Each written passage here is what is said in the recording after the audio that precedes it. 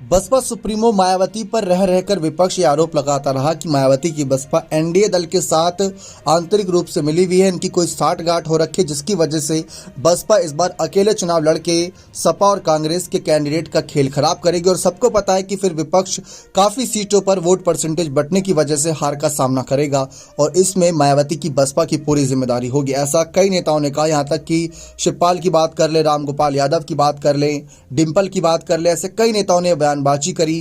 कांग्रेस की अगर बात कर ले तो अजय राय की बात कर ले, उन्होंने भी ऐसी कुछ बयानबाजी की थी। लेकिन शरद पवार जैसे बड़े नेता, जी हां, जिनको बड़ा नेता, बड़ा चाणक्य नेता कहा जाता है, उन्होंने तक कहा था कि मायावती एनडीए के साथ पहले मिली हुई थी, वह पहले अपना स्टैंड साफ करें कि वे किसके साथ हैं, तब तो हम उनसे गठबंधन की बात करें, इंडिया अलायंस वाले। तो मायावती की स्थिति कुछ ऐसी थी कि वह एनडीए की तरफ ऐसे कुछ फैसले लिए, जो फैसले भले ही वो जनता के हित को लेकर ले रही हों, लेकिन ऐसा लगा कि वह एनडीए को लेकर ले रही हैं। उस बीच रामदास अठावले का, ओम प्रकाश राजभर का, संजय निषाद का और ऐसे कई और अन्य दल थे जो इस समय एनडीए के साथ जुड़े हुए हैं। उन्होंने मायावती को एनडीए के साथ जुड़ने की हिदायत दी। उन्होंने कहा कि मायावती को एनडीए के साथ आना चाहिए, जबकि रामदास अठावले ने तो उनको अपनी पार्टी का राष्ट्रीय नेता ही घोषित करने की बात करती, राष्ट्रीय अध्यक्ष बनाने की बात करती थी। लेकिन जिस तरीके से माहौल बनना है, क्या एनडीए के साथ जाना मायावती को फायदा देता? काफी लंबे समय से मायावती की बसपा सत्ता से दूर है। लोकसभा चुनाव की बात करें तो लोकसभा चुनाव में भले ही पिछले काफ़ी समय से सीट को लेकर काफ़ी कुछ उतार चढ़ाव रहा हो, लेकिन उत्तर प्रदेश में आखिरी बार जो सत्ता में थी विधानसभा सीटों के मामले में 2007 में थी, 2012 तक लास्ट उनका कार्यकाल था। उसके बाद काफ़ी लंबा वक्त बीत चुका है। इस वक्त के बीच कई नेता पार्टी से आए, कई नेता गए, क्योंकि हर नेता का इन दी एंड मकसद रहता है कुर्सी पाना, वो भी मंत्री पद की। मंत्री पद की कुर्सी तभी पाई जाएगी जब आप सत्ता में हो या सत्ता के पार्टी के साथ आपने गठबंधन किया हो।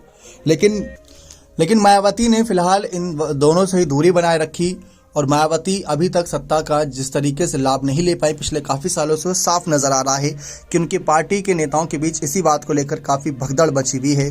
पार्टी के नेता बार बार पाला बदल लेते हैं। तो एक राजनीतिक विश्लेषक का यह भी कहना था, एक नहीं बल्कि कई राजनीतिक विश्लेषकों ने यह भी कहा था कि जैसे बीजेपी के नेता कई बार ऐसा अनएक्सपेक्टेड फैसला लेते थे जो सभी को चौंका देता था, जैसे राष्ट्रपति पद के लिए आदिवासी चेहरे को आगे करना, प्रधानमंत्री नरेंद्र मोदी का ये बड़ा फैसला था, महिलाओं को लेकर जो मान सम्मान रखते हैं वह भी चौंकाने वाला फैसला रहता है।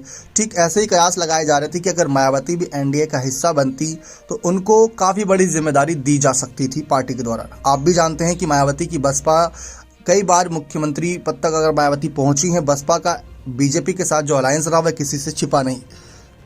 और हाल फिलहाल के आंकड़ों को देखते हुए अगर बसपा एनडीए की तरफ जाती तो वहां पर जाना क्या उनके लिए मुफीद रहता या नहीं, इस पर भी चर्चा चल रही थी।